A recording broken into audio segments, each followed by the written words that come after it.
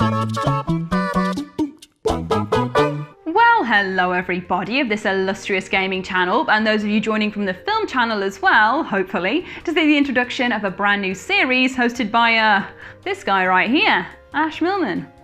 Please don't go, it does get better than that. Basically, if you like horror content, then you are in luck, because I have loads of it based around video games and lovely stuff that you want to see that runs in the same vein as Ash vs. the Evil Wed. This is basically Ash vs. the Evil Wed Part 2, where you submit your own ideas you want to see for horror content, I take it, transform it with loads of spooky spells and magic, and turn it into a list for you to see next week, and you get a little shout out. It's the same sort of thing as Choose Your Own Adventure that Jules has been hosting and doing a wonderful, lovely job of, so you got a Wednesday slot now, guys, with me and some horror. I hope that appeals.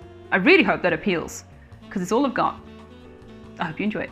Now, half the battle with these things is coming up with a great original title that you definitely don't take from anywhere else, so I've kind of thought about how I can build on Ash vs. the Evil Wed as my own organic IP that I made up myself, and came up with an equally original, patented Ash Millman idea that is no way related to any other franchises out there, called House of the Wed. It sounds a lot like House of the Dead, but it's nothing to do with that, so House of the Wed. See, it's like horror content, House of the Wed. And it's also funny because I'm in my house at the moment. House of the Wed. That's the introduction for it. House of the Wed. Welcome to House of the Wed. It's good. It's a horror game and it's a horror show. So, original idea. And to welcome you into this House of the Wed, you will find that it is not like other haunted house Halloween attractions and is instead devoid of jump scares, or at least it is for this week on video games that don't rely on them to create their horror. That is not to say these video games have zero jump scares in whatsoever, just to be clear, they just don't use that as their primary source of fear or horror. They do clever things with it instead. But this has been enough going on from me about spooky, horror, scary things. House of the Wed. So let's get on with the list instead. I am the terrifying Ash from WhatCulture Gaming, and these are 10 horror video games that don't rely on jump scares. 10. Hellblade: Senua's Sacrifice. In Hellblade, you play as Senua, a woman making the journey through hell to get the soul of her murdered lover back. If that and the armies of undead monstrous Vikings weren't enough, Senua also has to deal with some severe mental health difficulties that have only gotten worse since she lost her partner, who was her anchor to the world. Those difficulties present themselves all throughout the game in many ways, but mostly through a series of intruding voices in Senua's head that are with the player all the way through. Through the course of the game, you come to rely on these voices in combat, perhaps even missing them when they're temporarily gone. But their pervasive negativity about Senua's capabilities gets in as you go on, colouring how you see the world around you and everything wrong in it. Coupled with the fantastic enemy design and spooky world building, and you get yourself into an experience that slowly warps into something genuinely horrifying as you edge deeper and deeper into Senua's nightmare, with shock value jump scares bearing no weight at all in comparison. 9. Fatal Frame 2.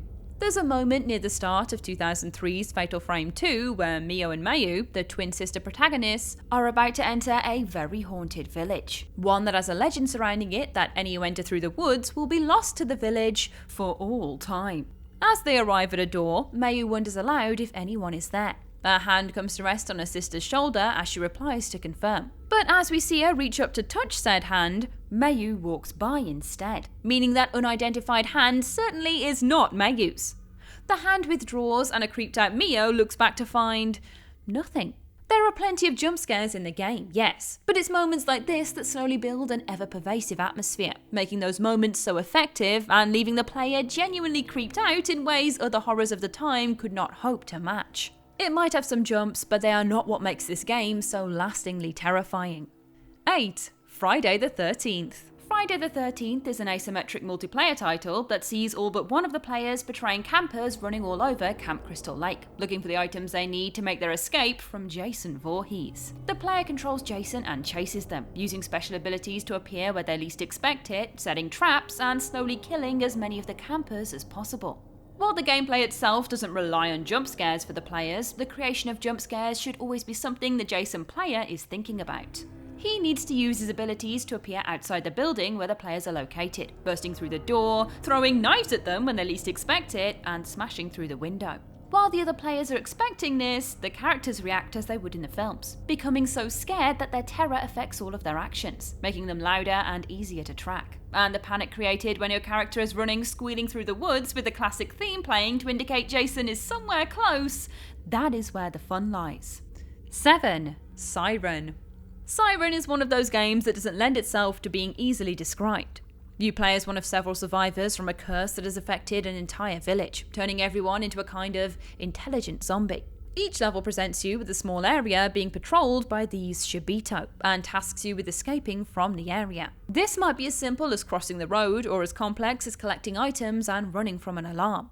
Really, it's better than it sounds, and thanks to some awful British dubbing, it sounds terrible to play the game. As the game progresses and the curse takes hold, your characters start to get linked into the hive mind connecting the Shibito, allowing you to physically tune into them and see through their eyes. Normally, you use this to watch them as they go about their patrols, helping you find a clear route through the area. The true terror comes in though, when looking through those eyes, you catch a glimpse of yourself from behind, crouched in the bushes you thought were safe, as the Shibito comes up behind you with a sickle raised to strike. 6. Alone in the Dark, the New Nightmare. Alone in the Dark is one of the granddaddies of the survival horror genre, but by the time 2001's The New Nightmare came out, it had fallen into the mold set by the Resident Evil games. There's a creepy mansion where terrible experiments are going on. There are monsters to be fought, many of which need to be lit by a torch before shooting them. And there are 2 characters, Edward Carnby, who'd been a primary character of the series since it began, and new character Aline.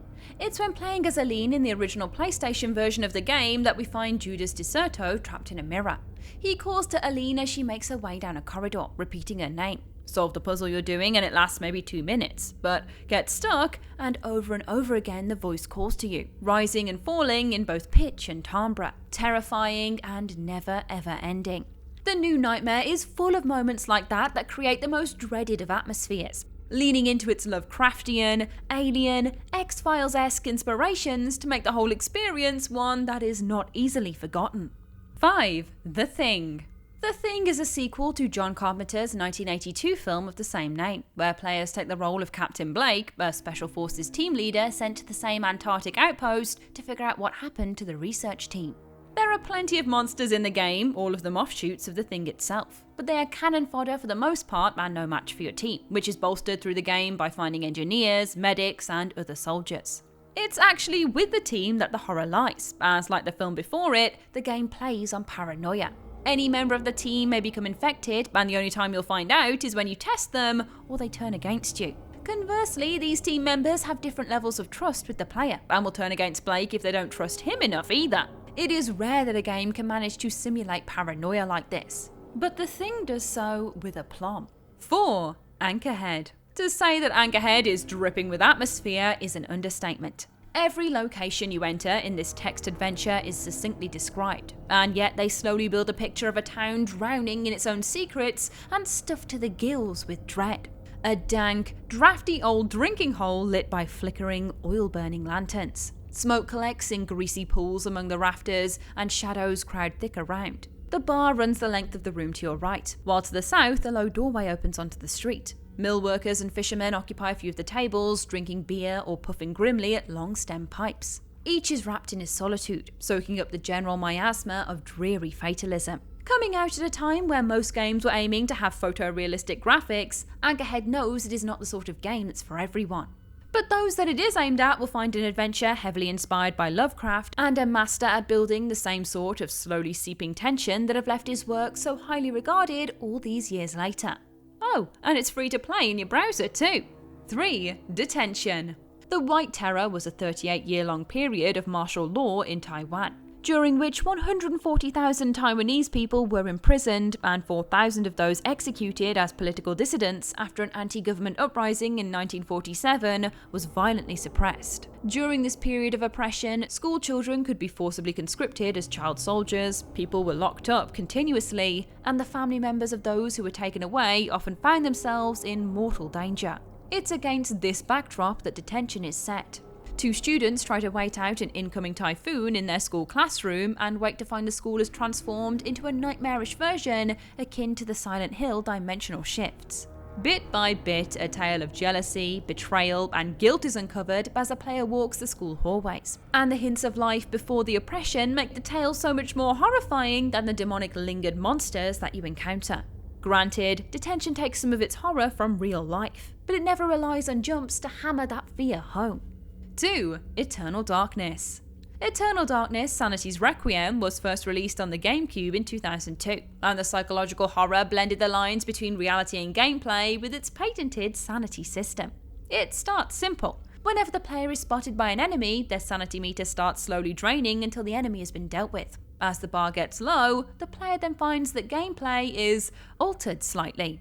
Perhaps they'll leave a room only to find themselves back where they started. Maybe the camera angle shifts, skewing vision a little. Maybe the walls bleed or the heads of enemies and statues detach and start chasing you around the room. Or maybe you die all of a sudden. The game asks you to load, you start to, and then it asks if you want to delete all of your save games. You panic, wondering what you've clicked wrong and hit no, but the box moves over to yes and files start deleting in front of your eyes and you're suddenly back to where you were. This can only occur so late that you've struggled to get there, and it is so terrifying that any player will be on edge for the rest of the game. 1. Silent Hill 2. Silent Hill 2 isn't all that far removed from most survival horror games of the time. There are puzzles to solve, items to manage in a limited inventory, monsters to avoid, and the ever-changing dimensions of Silent Hill games. Protagonist James Sunderland comes to the town after receiving a letter from his deceased wife Mary, and discovers Maria, who looks just like his dead wife. The very human horror of Silent Hill 2 is spread throughout the game, but you only truly realise the enormity of it all during a sublime ending sequence. Seeing the player simply walk down a long hallway and listen to dialogue from his past, here we find out that Mary was ill and James, more to relieve his own suffering than hers, euthanized her. This reveal makes a lot more sense of what the player has experienced through the game. Relentless executioner Pyramid Head at one point seems to have sex with one of the zombie nurses whilst chasing the player. And as James sees himself as Mary's executioner, it seems obvious that James has a lot more to feel guilty about than just euthanasia. All of this boils down to one point though. Who needs jump scares when you're already in a waking nightmare? And that's our list. Don't forget to go over to the main channel and check out Ash vs. the Evil Wed on there as well if you want more of your horror fix. And if you came from there, just thank you very much for looking at all these videos and supporting the horror content. And if you want to see more of it, don't forget to submit your own ideas to either of them and tell me what you want to see. Tell me what you want churning into lovely spooky content. In the meantime, don't forget to like, share, subscribe, sacrifice your firstborn child to the overlords of WhatCulture, and come back again every week for both things now. I'm on 2 channels, which is very exciting. 1 episode there, 1 episode here, comes together in a lovely whole. And I'm going to do this one more. House of the Wed. House of the Wed. I'm losing my mind. I'm going insane. Thank you for watching. Thank you for joining. I'll see you again next week.